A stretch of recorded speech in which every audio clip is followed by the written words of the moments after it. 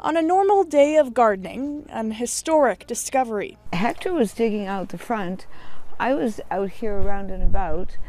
He came to me with a big black rock and he said, "Well, what's this?" That black rock was a nearly 5-pound chunk of obsidian core, not usually found in Alberta. It turned out that there's only one other rock found that size in Alberta to date, and it happened to be our rock. She brought the rock to Kyle Forsyth, an archaeologist at the Royal Alberta Museum. We noticed distinctive characteristics that indicated it was human-made.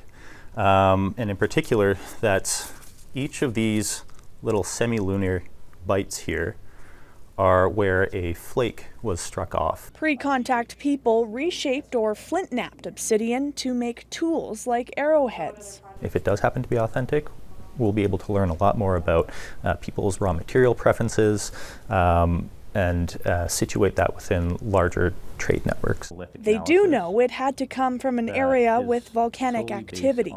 Every single volcano has a chemical, it's almost like a fingerprint. Using what's called X-ray fluorescent spectrometry, they matched that fingerprint to a volcano in southern Idaho. That's actually a source that was used in pre-contact times by Indigenous people in Alberta. We could have been a tool-making center here for Indigenous. The mystery now, how it got to Edmonton and if it is an artifact. But removing the stone from where it was has made answering those questions more difficult. Without that context, it limits our ability to make interpretations about what this was. The museum hopes to answer those questions, and so does Yeoman. Her garden will now be an archaeological site, and museum staff will spend the summer digging it up, looking for clues. And Yeoman will be there watching, living out her childhood dream of being an archaeologist. So this is our last great adventure, and we're still adventuring.